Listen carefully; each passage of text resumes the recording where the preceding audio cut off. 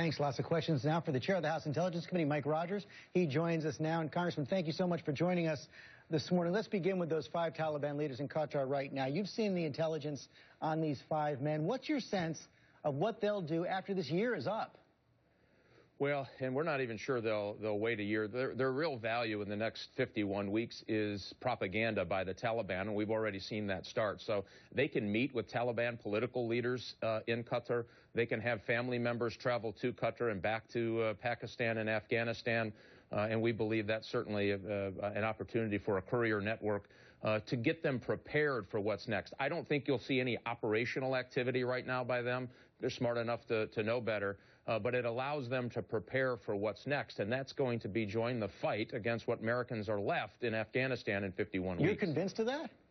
I am convinced, absolutely convinced of that. We've already seen both in their rhetoric and their actions, and certainly the information that we see coming out of the Taliban, including the Haqqani network in Pakistan, would suggest that's absolutely going to happen. Maybe not all 5. But I do believe 3 for sure, likely 4, and that 5th one is on the fence, but I will probably play some role in active But is there anything we can do to prevent that? Well, unfortunately, the deal is done, and that's what is the problem here. And I think here's one thing about this, George. The focus has all been, is one soldier worth it, not worth it? I think that completely misses the problem here.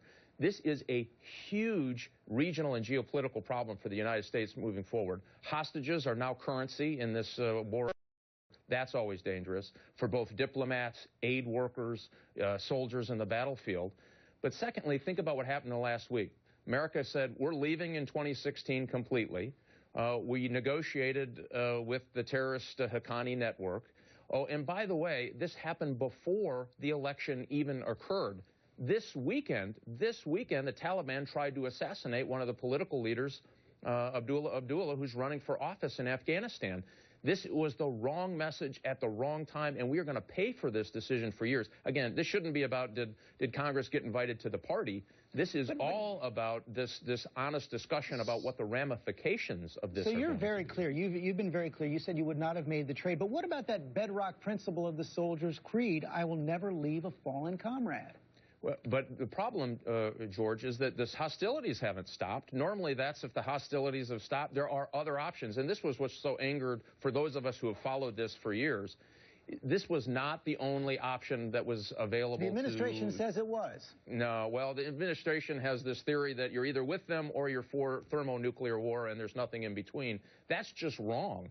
And so the reason they avoided Congress, this isn't about we didn't get invited to the party, so we should have our feelings hurt, is because we can empower all of the people, diplomats who disagreed with this decision, intelligence folks who disagreed with the decision, military folks.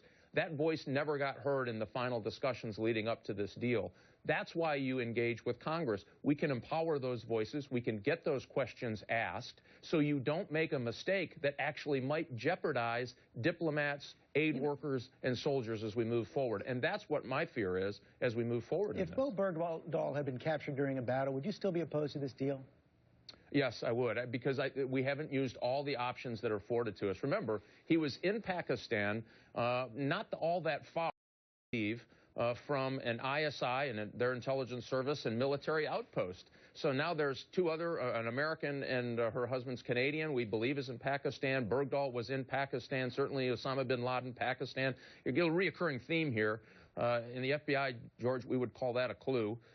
This is a problem and a place to start. We never went at Pakistan with any level of pressure to say, you're going to have to help us solve this problem. None of that happened. There were other options on the table, many still classified, that never even rose to the level of discussion. I think that's the problem. Remember, it's not just getting the soldier out, and we're glad and happy for the family. That's great. But it's a bigger ramification of what this trade means to Afghans that we've asked to risk their lives trying to free that country of the Taliban, including women. Excuse me, what should happen with Bergdahl now? If he's been found to have deserted, should he be punished, or has he already paid the price? Well, I think that the Department of Defense needs to do a very thorough investigation. Obviously, those soldiers are very, very concerned and upset by it, and if their account is true, they should be. You jeopardize other soldiers when you walk away from your post, period, and end of story. And that's a serious, serious matter in a combat zone. but it needs to be thoroughly investigated by Department of Defense. The administration trying to change the narrative through these anonymous or leaks to the paper about what the deal was and wasn't, none of which I found credible, by the way. It needs to stop. They just should stop all of that. We ought to have a full discussion right now about the policy implications, broader implications that have just occurred. Final question. Lindsey Graham has raised the prospect of impeachment if President Obama releases more Guantanamo prisoners without approval from Congress. Should impeachment be on the table? Well, again, that's a long way down this road. And the most disturbing part about this, George, is that in 2011, their answers to the questions about, for a bipartisan to this trade, by the way, was a whole series of things that had to happen. And one of them struck me, and it was really by the Secretary of State at that time, Hillary Clinton, said that if all of our conditions aren't met, then none of them will be met. And it was conditions like renouncing violence, adhering to the Afghan Constitution, and making sure that women are treated fairly in Afghanistan. We got none of that. I think that's where we ought to focus right now. We have made a serious geopolitical mistake. We've empowered the Taliban. The one thing that they wanted more than anything, George, was recognition from the U.S. government so they can use that to propagandize against areas that are unsecure still in Afghanistan. They got all of that. So that's where we need to focus. We need to unwind this thing and try to fix it before we start, I think, hanging scalps on a pole. This is as serious as I've seen it, and we need to work through these issues.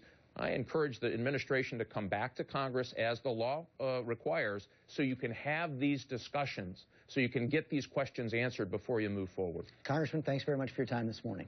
Thanks, George.